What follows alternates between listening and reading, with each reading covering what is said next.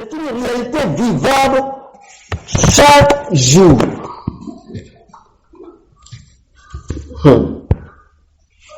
Amen. Amen. C'est pourquoi ce matin, je vais te parler de savoir négocier le plan de Dieu pour ta vie. Amen. Alléluia. Amen. La plupart du temps, on sait que Dieu a un plan pour nous.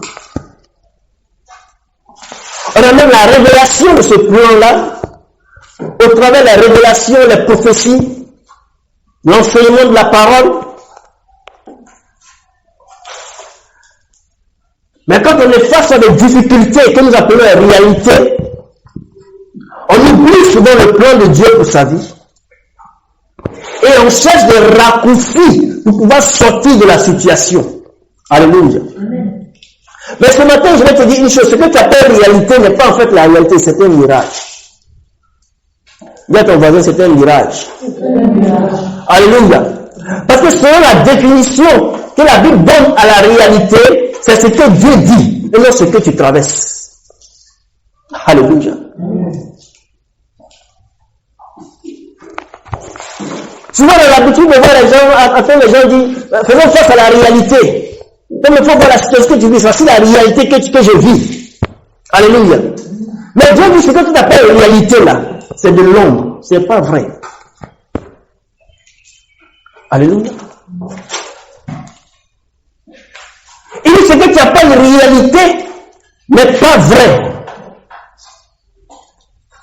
Ce n'est pas la vérité. Alléluia. C'est pourquoi Jésus a dit, le Père est venu pour que ceux qui m'adorent en esprit et en vérité. Vérité, le mot utilisé ici, dans la traduction grecque, c'est réalité. Alléluia. Amen. Donc, en esprit, je l'adore. Ça veut dire quoi en esprit, je l'adore? Ça veut dire tout simplement que en esprit, en âme et conscience, mon Dieu est vivant, il est avec moi, peu importe la situation. Alléluia. Amen. En vérité, ça veut dire, peu importe la situation, c'est ce qu'il a dit là qui est vrai. C'est ce qu'il a dit là qui est réalité. Ce que je fais face n'est pas vrai. C'est un mensonge. Mais c'est ce que Dieu a dit qui est la vérité. Alléluia.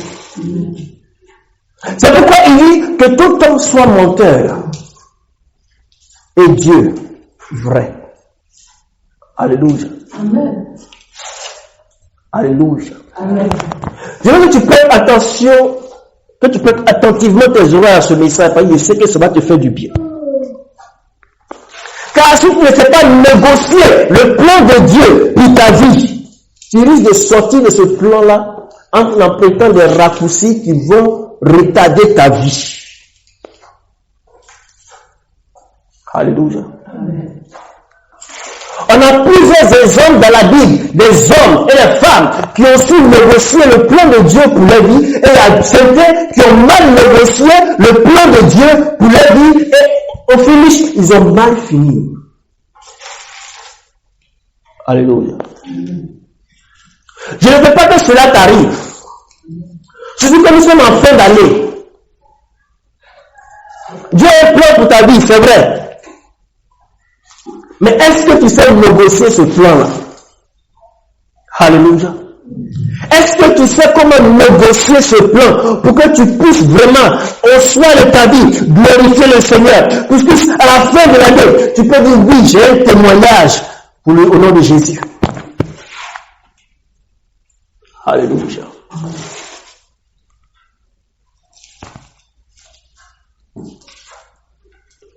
Ce message va t'aider à comprendre les choses qui t'arrivent. Pourquoi est-ce que ça t'arrive?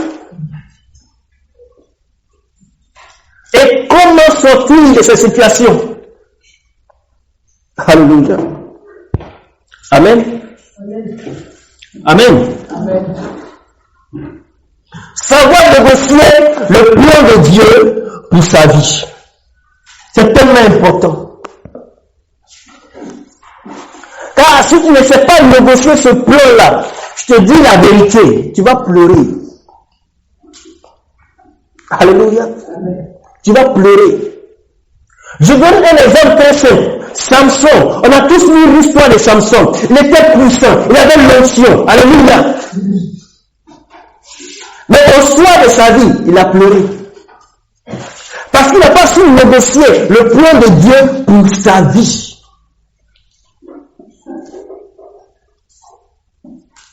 Amen.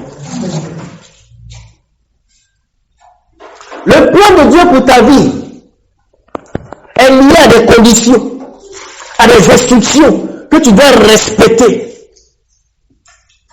Samson a failli à un moment donné de sa vie de garder l'instruction secrète que Dieu lui a donnée concernant sa force, concernant le plan pour sa vie. Il a livré le secret. Et quand il a livré le secret, ses ennemis n'ont pas eu pitié de lui. Alléluia. Ses ennemis n'ont pas eu pitié de lui.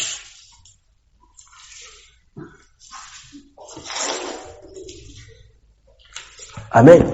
Amen. Ils n'ont pas eu pitié de lui. Ils l'ont malmené. Ils ont crevé ses yeux. Alléluia. Ils ont crevé ses yeux.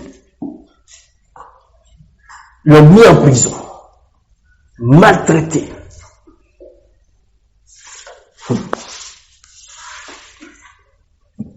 Voici un homme qui avait l'onction, qui avait une grâce. Mais parce qu'il n'a pas su négocier le plan de Dieu pour sa vie, ses ennemis ont eu raison de lui. Alléluia. Et au soir de sa vie, quand il va prendre conscience qu'il a fait l'erreur, il va se repentir. Alléluia. Donc comme Dieu est un Dieu de miséricorde, Dieu va lui accorder sa grâce, sa miséricorde. Mais c'était le soir de sa vie. Alléluia. C'était ses derniers souffles. Amen. Malgré que Dieu avait restauré l'onction sur sa vie. Mais c'était son dernier jour. Alléluia.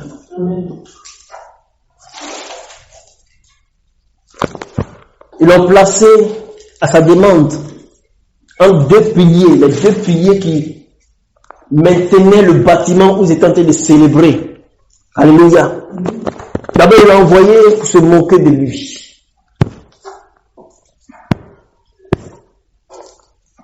Et pendant qu'il se moquait de lui, il était en train de se repentir. Si Samson avait su négocier le plan de Dieu pour sa vie, il n'allait pas finir ici. Alléluia. Amen.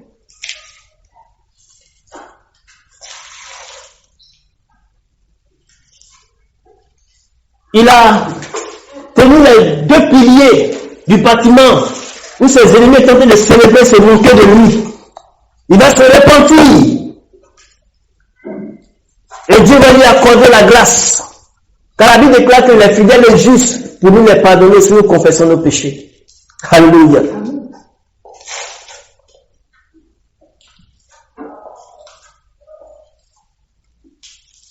Et il va déplacer, il va secouer ces deux piliers.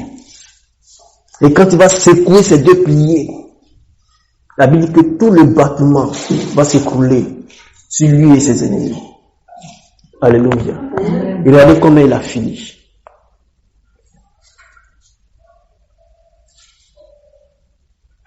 Amen. Deuxième exemple que j'aimerais donner. Cette fois-ci, voici un jeune homme qui a su négocier le plan de Dieu pour sa vie. Joseph. Alléluia. Amen. Il fait un rêve, et dans le rêve, il voit le plan de Dieu pour sa vie. Dieu lui montre clairement ce qu'il va devenir. Dieu lui montre clairement ce qu'il va devenir. Et Joseph va rencontrer la révélation du plan de Dieu pour sa vie à ses frères. Et la Bible déclare que dès lors, ses frères vont commencer à le haïr. Alléluia. Ils vont les prendre. Ils vont d'abord les jeter dans un puits. Avant même de les jeter dans un puits, ils vont une discussion faire. Non, on n'a qu'à les tuer. Et un qui a dit, non, on ne peut pas tuer, c'est notre frère de sang, on ne peut pas les tuer. Jetons-les dans le puits. Alléluia. Mais malgré tout ce que Joseph a traversé, il n'a pas troqué le plan de Dieu pour sa vie. Il est resté dans le plan de Dieu pour sa vie. Alléluia. Il a toujours cru au plan de Dieu pour sa vie.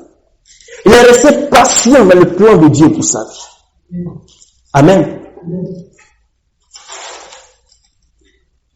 On le jette dans le puits.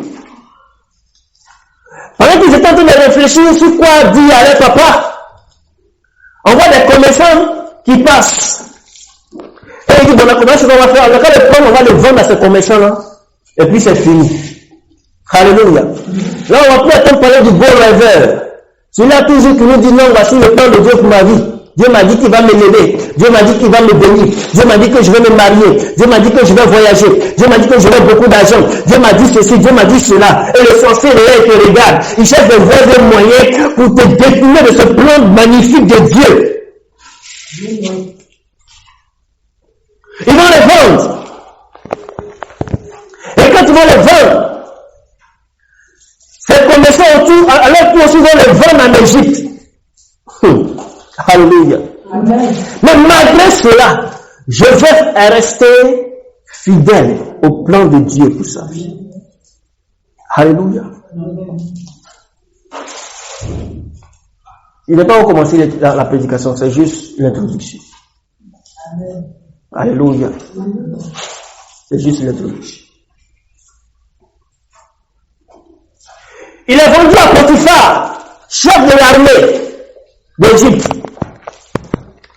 Potiphar va les récupérer les mêmes dans sa maison. Et quand il va rentrer dans la maison de Potiphar, quelque chose va se passer. Potiphar se rend compte que tous ses affaires ont commencé à prospérer d'une manière extraordinaire.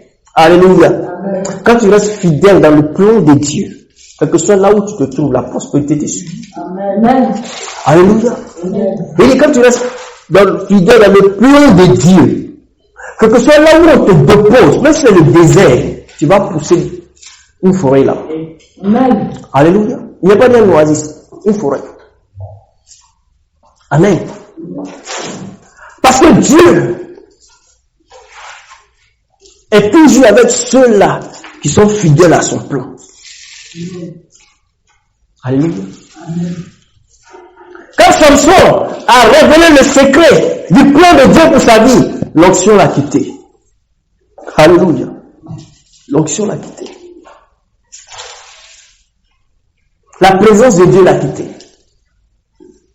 Mais voici Joseph, dans la maison de Potiphar.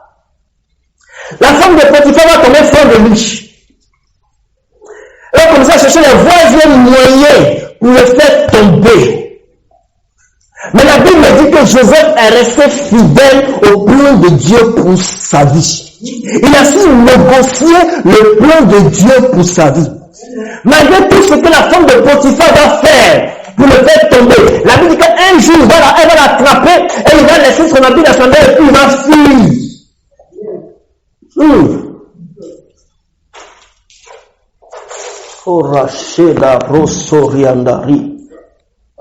Il a fui. Parce qu'il a vu quelque chose qui était trop merveilleux pour tromper cela à ce que la femme de Potiphar lui proposait. Alléluia.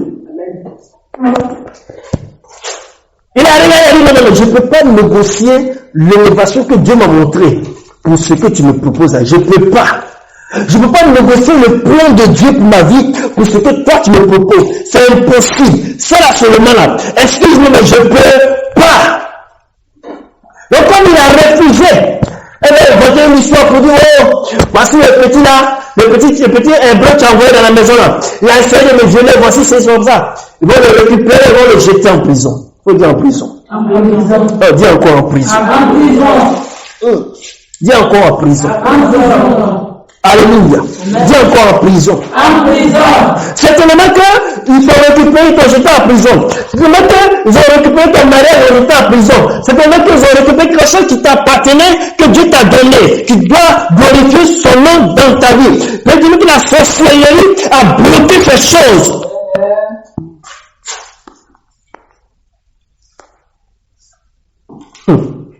Kusatabaré chori deri. Kurasoto hondo libra kasi. Charando lo rokosa kasita. On jette Joseph en prison. Mais étant en prison, il va encore rester fidèle au plan de Dieu pour sa vie. La question est-ce que toi tu n'as pas troqué le plan de Dieu pour ta vie? Est-ce que tu n'as pas troqué ce plan merveilleux là pour quelque chose, pour les miettes? Alléluia. Est-ce que tu n'as pas troqué le plan de Dieu pour quelque chose d'éphémère, quelque chose qui a dû se passer et qui vont après te mettre dans une situation, tu ne vas pas comprendre ni la tête ni la queue. Tu ne sais pas pourquoi est-ce que tu es dans cette situation. Tu regardes ta vie, tu ne comprends pas. Tu dis, mais attends, à quel moment je suis tombé dans cette situation? Est-ce que quelque part, il n'y a pas une situation qui t'a obligé à te compromettre? Tu dis, bon, comme c'est dur, comme c'est difficile, bon, attends, je vais prendre ce raccourci en attendant que Dieu fasse son miracle. Si c'est le cas, je vais te dire que tu as mal négocié le plan de Dieu pour ta vie. Alléluia. Tu as mal négocié le plan de Dieu. Et ce message est venu ce matin pour te dire, ressaisis-toi. Ressaisis-toi vite. Alléluia. Ressaisis-toi avant qu'il ne soit trop tard. Ressaisis-toi. Alléluia. Alléluia. Malgré ce que Joseph vivait, malgré ce qu'il traversait, même étant dans la prison, il n'a pas dit, oh Dieu, pourquoi tu m'as abandonné? Oh Dieu, tu m'as oublié. C'est pas ce que tu m'as dit. Non, non, non. La Bible dit qu'il est resté fidèle. Même dans la prison, il est resté fidèle au plan de Dieu pour sa vie. Et parce qu'il est resté fidèle au plan de Dieu pour sa vie, la présence de Dieu lui est restée fidèle. Arashelar razeli andari. Kurondo lobra sakando ronde lekezekatu. Jara rata le randa rakazoka sekatora dale. Alléluia. Amen. Alléluia. Amen. Il va rester fidèle au plan de Dieu pour sa vie. Et Dieu, pour lui démontrer que le fait qu'il est resté fidèle, pour le récompenser de sa fidélité, étant dans la prison, va créer une situation. Il va donner deux rêves à deux personnes différentes. Alléluia. Qui étaient ses collègues dans la prison. Alléluia. En anglais, on dit roommate. Ami de chambre. Voisin de chambre. Alléluia. Dans la prison, chacun doit faire un rêve. Et Dieu, pour encore rassurer Joseph que ce que je t'ai montré là, c'est réel. Ne te tourne ni à gauche ni à droite. Reste fidèle à ce plan-là. Ça va se réaliser coûte que coûte. Reste seulement fidèle. Chacun va venir expliquer son rêve à Joseph. Alléluia. Et Joseph va interpréter les rêves. Il va leur dire, toi, ils vont te tuer. Mais toi, tu seras restauré dans ta fonction. Alléluia. Et exactement ce qu'il leur a dit, c'est ce qui va arriver. Mais celui qui a été restauré dans la maison, Joseph va lui dire, mon frère, si tu seras là, il ne faut pas m'oublier. Comme c'est Pharaon, tu vas servir le vin. Quand tu seras avec Pharaon, il ne faut pas m'oublier. Alléluia. Alléluia. Amen.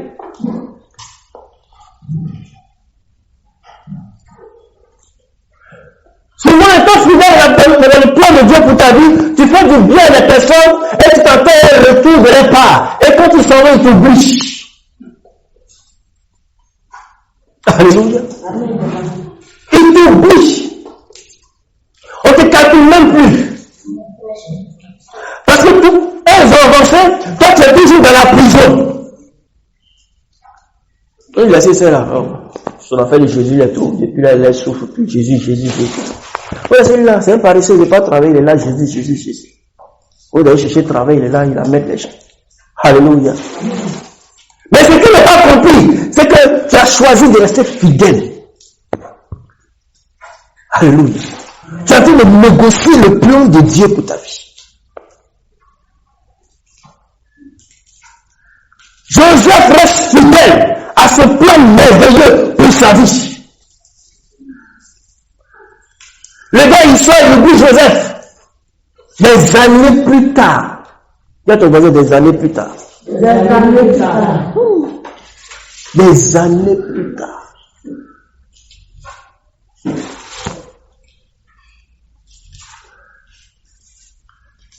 Dieu va se souvenir encore de son fils Joseph. Il va dire non, il est temps qu'il sorte. Alléluia. Il est temps que mon fils Joseph sorte pour la gloire que je lui ai révélée. Amen. Il est temps qu'il rentre dans la promesse pour sa fidélité à ce plan que je lui ai fait. Il est temps parce qu'il a su négocier l'accomplissement de ce plan merveilleux que je lui ai montré. Donc il est temps qu'il sorte de cette prison.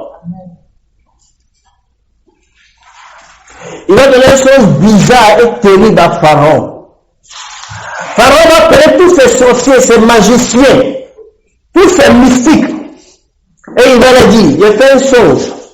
Mais c'est à vous de me dire le songe et puis l'interprétation. Ah! Alléluia. Toi, tu as fait un rêve. Et tu veux que moi, je te dise le rêve que toi, tu as fait et puis l'interprétation. Moi, dis-moi le rêve, puis je vais te donner l'interprétation. Pharaon dit non.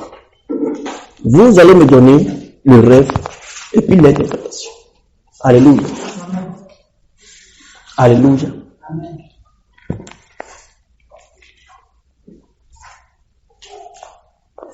Il va négocier. Pharaon va expliquer le rêve.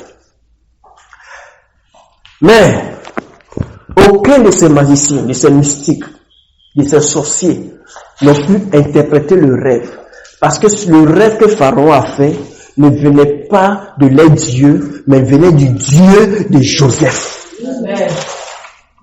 Alléluia. Amen. Donc il fallait Joseph pour interpréter ce rêve-là. Parce qu'il était le seul qui comprenait le langage de Dieu. Alléluia. Quand tu regardes ta situation, est-ce que tu comprends le langage de Dieu? Est-ce que tu comprends le langage de Dieu dans ce que tu vis? Au lieu de pleurer, Seigneur, pourquoi moi? Pourquoi est-ce que tu ne cherches pas à comprendre le langage de Dieu dans cette situation? Alléluia. Amen. Alléluia. Amen. C'est là ce dernier qui était en prison avec Joseph va se rappeler pour dire, ah, le roi, quand j'étais en prison, il y a un petit hébreu là, j'ai fait un rêve. Et quand je lui ai expliqué le rêve, il m'a donné l'interprétation. Et le deuxième, lui aussi il a fait un rêve. Et quand il a expliqué le rêve, il a donné l'interprétation. Et ce qu'il a dit là, c'est arrivé exactement comme il a expliqué. Je suis sûr que si tu le fais venir là, non seulement il va te donner le rêve, mais l'interprétation dans tous ses détails. Il est en prison. Il était serviteur de Potiphar. Il était accusé injustement par la femme de Potiphar pour viol. Pharaon, il faut le faire venir. Lui peut t'expliquer le rêve que tu as fait. Alléluia. Pharaon fait appel à Joseph. On le fait sortir de prison. Mais bizarrement, quand il va comparaître devant Pharaon, on change ses vêtements de prison. Alléluia. Amen.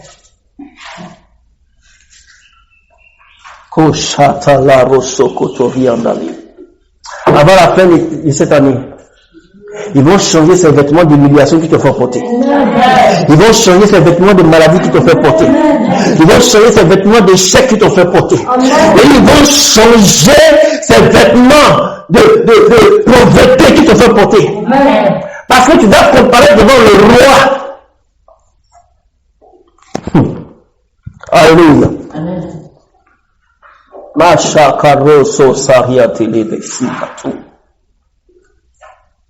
Joseph va comparer devant Pharaon. Pharaon va dire, voici le rêve que j'ai fait. Quand il va finir d'expliquer son rêve, Joseph va lui dire au Pharaon, relax, c'est un petit rêve. Le rêve que tu as fait là, voici ce que ça signifie. Il va donner tous les détails qu'il faut. Et il va maintenant conseiller à Pharaon pour dire, Pharaon, il faut trouver quelqu'un qui a la sagesse, qui pourra gérer cette période qui arrive. Là, ça sera une période d'abondance et une période de famine. Alléluia. Pharaon va se tourner devant tout son conseil, ses sorciers, ses magiciens, ses mystiques, et il va dire, est-ce qu'on a besoin d'aller chercher quelqu'un d'autre pour gérer cette affaire? Alléluia. Est-ce qu'on a besoin de quelqu'un d'autre pour gérer cette situation?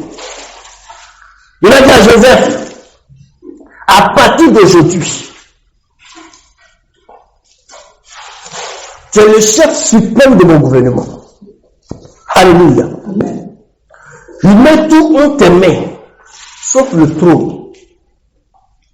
Toute décision que tu vas prendre, c'est approuvé. Alléluia. Joseph va entrer dans le plan parfait de Dieu pour sa vie.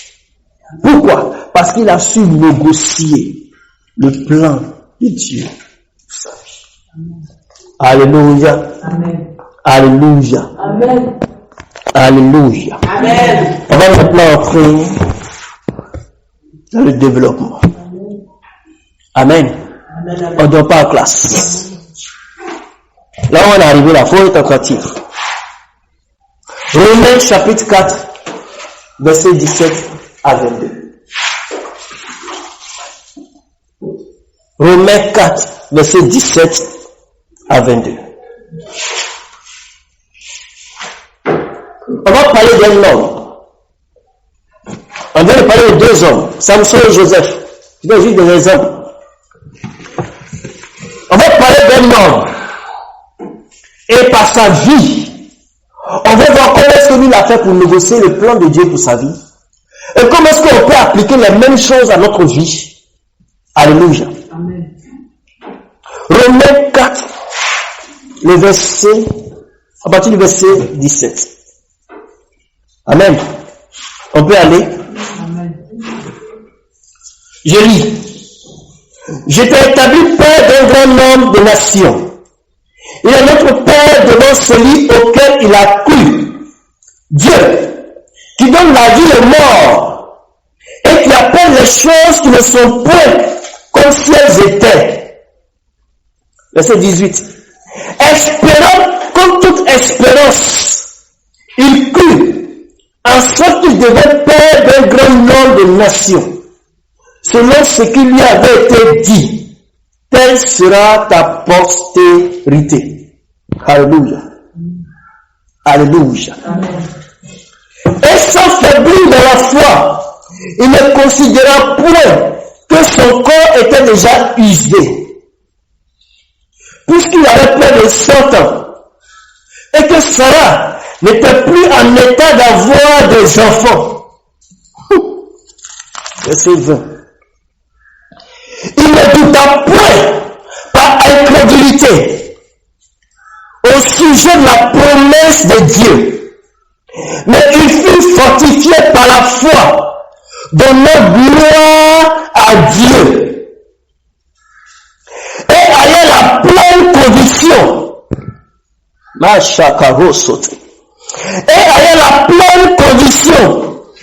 que ce qu'il promet, il peut aussi l'accomplir. Dis Amen. Amen. Dis Amen. Amen. Le verset 22 dit, c'est pourquoi cela lui fut imputé à justice. Amen. Amen. Voici l'histoire du père de la foi. Notre patriarche Abraham Alléluia. Dieu va se révéler à Abraham et Dieu va faire une promesse. Dieu va révéler son plan à Abraham. Un plan merveilleux. Un plan glorieux. Dieu va lui dire, tu seras le père d'une multitude de nations. Au moment où Dieu lui faisait cette promesse, au moment où Dieu lui révélait ce plan merveilleux, il était stérile. Il n'avait pas d'enfant, ni lui, ni sa femme. Les deux étaient stériles. Alléluia. Amen. Un plan merveilleux sera réveillé.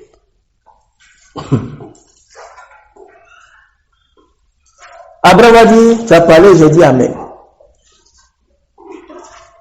Alléluia. Maintenant, nous lisons ce passage.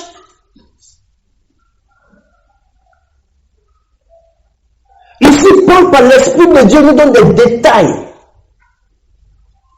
qu'on n'a pas pour lire l'histoire d'Abraham dans la Genèse. Alléluia. Quand on parle de l'histoire d'Abraham dans la Genèse, l'auteur de la Genèse, c'est Moïse. Moïse va nous donner des détails sur Abraham, va en sortir sur les faiblesses d'Abraham. Il faut dire les faiblesses d'Abraham. Les faiblesses d'Abraham. Alléluia. Amen. À un moment donné, un jour, il va dire à Dieu, tu as dit, je serai père d'une multitude de nations, mais voici que je m'en vais. J'ai dépassé l'âge même de faire enfant, ma femme ne peut plus faire enfant, elle a atteint la ménopause. Donc, ce que tu as dit là, c'est pas possible. Alléluia. Donc voilà, on voit qu'Abraham a douté, n'est-ce pas? Il va voir sa femme. Sa femme m'a dit, mon mari, qui sait ce que le monsieur a dit là. C'est vrai, mais voici la situation. Donc, il faut prendre ma servante. On va gérer. Alléluia. Il va prendre sa servante, il va gérer. On aura la naissance d'Ismaël. Alléluia. Si on veut seulement prendre l'histoire d'Abraham dans Genèse, on va dire qu'il a mal négocié le plan de Dieu pour sa vie. Alléluia. Ou bien, il a mal négocié. Parce que ce n'est pas le plan que Dieu lui a donné. Alléluia. Ce n'est pas ce plan que Dieu lui a donné. Donc, quand on voit, il a mal négocié. Mais quand on vient dans Romains, le chapitre qu'on vient de lire, Paul, par l'Esprit de Dieu, nous fait comprendre qu'Abraham a su négocier le plan de Dieu pour sa vie. Est-ce que Dieu se contredit? Dieu ne se contredit pas. Donc, puisque Dieu ne se contredit pas, la Bible nous fait savoir que tout ce qui est écrit dans l'Ancien Testament est l'ombre des choses à venir. Alléluia. C'est-à-dire que ce n'était pas la vérité dans sa totalité. Or, la Bible dit que quand Jésus est venu, il est venu avec la grâce et la vérité. C'est-à-dire que tout ce qui était ombre là, il est venu éclairer cette vérité-là. Tout ce qu'on n'arrivait pas à comprendre dans l'Ancien Testament, la vérité de Jésus a donné une lumière qui a éclairé toutes ces petites parties sombres. Alléluia.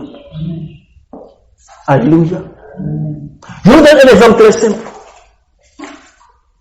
On sait que Satan est l'auteur du mal, n'est-ce pas? Mais dans l'Ancien Testament, quand il y avait du mal, on attribuait cela à Dieu. Alléluia. Alléluia. Dans l'Ancien Testament. Quand il y avait quelque chose de mal qui se produisait, on trouvait que c'est Dieu qui a fait. Alléluia. Amen. Et voilà, cette pensée est restée jusqu'à aujourd'hui. Dieu a donné, Dieu a repris. Alléluia. Amen.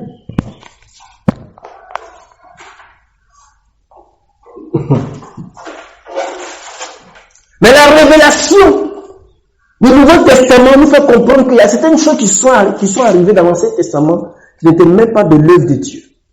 C'était Satan qui opère. Mais comme vous n'avez pas la révélation de Satan, Ils attribuaient tout au Seigneur. Tout était attribué à Dieu. Alléluia. C'est pourquoi un homme de Dieu qui ne comprend pas ces choses-là, cette petite partie-là, va prendre des choses dans l'Ancien Testament et dit que non, bon, Dieu a permis ça dans l'Ancien Testament, donc c'est faisable. Alléluia. Amen. Non, c'est pas faisable. Selon la révélation de la nouvelle création, c'est pas faisable. Amen. C'est pas faisable.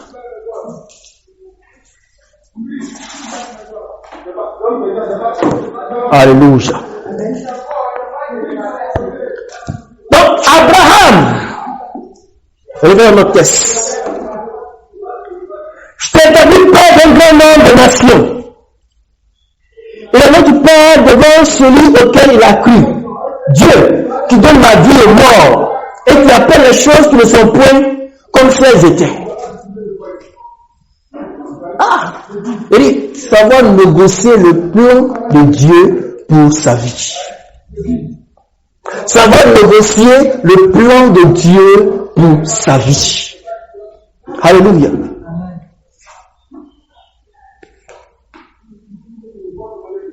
Verset 18. Espérant comme toute espérance. Comment tu peux espérer comme toute espérance? Alléluia. Abraham a espéré comme tout ce qui était espérance qui pouvait exister. Il est là au-delà de l'espérance. Et il a tellement espéré jusqu'à ce que l'espérance est devenue une réalité pour lui.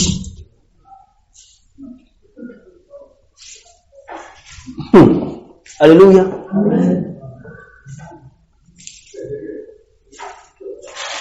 Il a tellement espéré. Son espérance était tellement forte, c'était tellement poussé, c'était tellement profond qu'il a dépassé tout ce qui était espérance qu'on pouvait définir. Alléluia.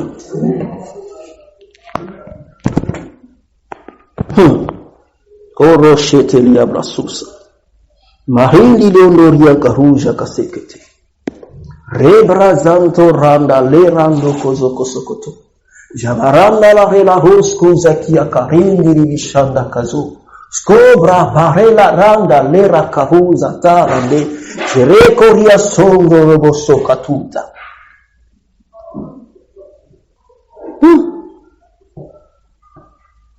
Alléluia. Il crut en sorte que il devait père d'un grand nombre de nations. Il a espéré jusqu'à dépasser l'espérance. Comme que son espérance était fort, c'est une réalité. Quelque chose c'est une réalité. Il a tellement cru à ça. C'est-à-dire qu'il a quitté le monde de l'espérance et il est rentré dans le monde de la vérité. Ce qu'il a dit là, c'est ça. Je suis père d'un grand nombre de nations. Alléluia. Ce qu'il a dit là, c'est ça. Il n'y a pas A, il n'y a pas B. C'est ce qu'il a dit, c'est ce qu'il a dit. Point barre. Alléluia.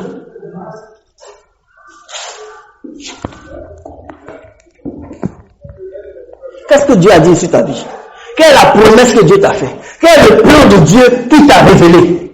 Est-ce que toi tu peux croire, tu peux espérer jusqu'à espérer pour toutes sortes d'espérance et dépasser le dernier degré de l'espérance qui peut exister?